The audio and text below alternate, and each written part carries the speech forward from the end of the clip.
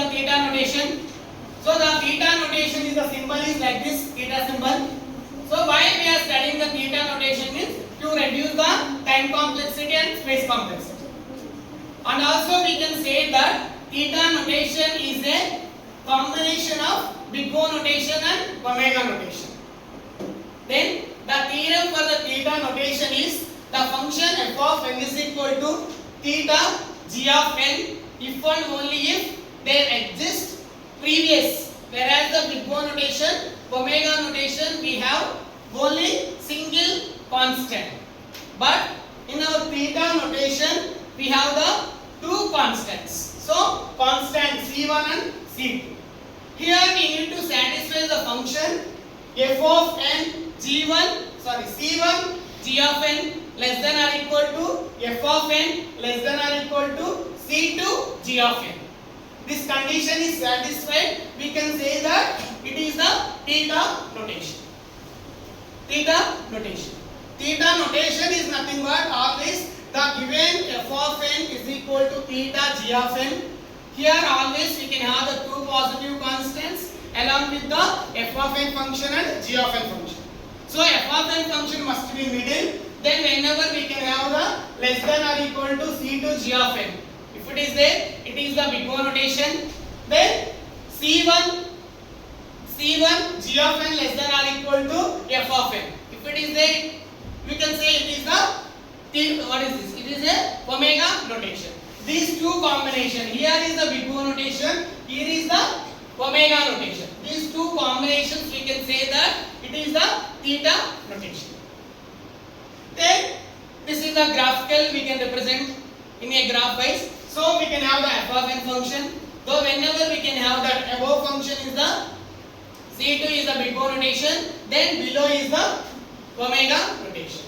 Like this we can represent the theorem with the help of graph for the theta notation.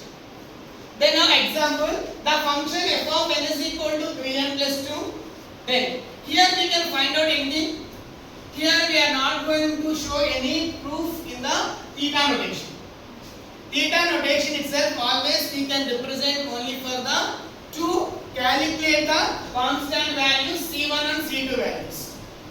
That's why the example is the function f of n is equal to 3n plus 2.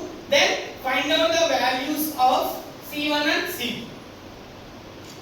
So with the help of or with the given question, you can identify that where we need to calculate the c1 and c2 values. Then we can say that here we are applied as a theta notation. Theta notation. Then we have to write down what is the theorem of theta notation. The function f of n is equal to 3n plus 2 means the function f of n is equal to what is that? Theta g of n. Theta g of n. Then what is the condition? c1 g of n less than or equal to f of n less than or equal to c2 g of n. Now we don't know the values for this. What is the f of n function? 3n plus 2. Right? 3n plus 2. Now less than or equal to. If less than or equal to is that means what we need to do? What we need to do? We have to be increase the one value for the given expression highest degree. So here what is the highest degree? 3n. So we need to use as a 4n.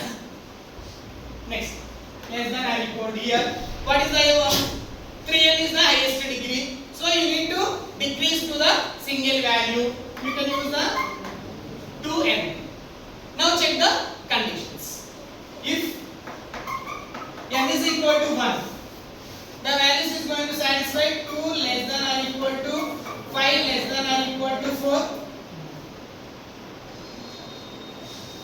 Value satisfied or no?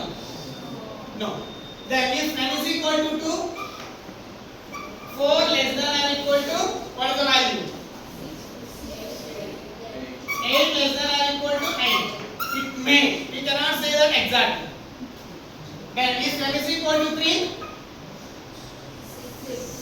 6 less than or equal to 11 less than or equal to 12. Condition is satisfied, right? Now, what is the given the help of this. Therefore, n is equal to 2. From the n is equal to 2 condition, it's satisfied. Then what is the C1 value? C1 is equal to 2, C2 is equal to 4, G of n is equal to n. Like this, we need to calculate the constant values and G of n function. Here we are not going to prove anything. In our theta notation, always you have to be calculate the constant values. Clear? Yes or no?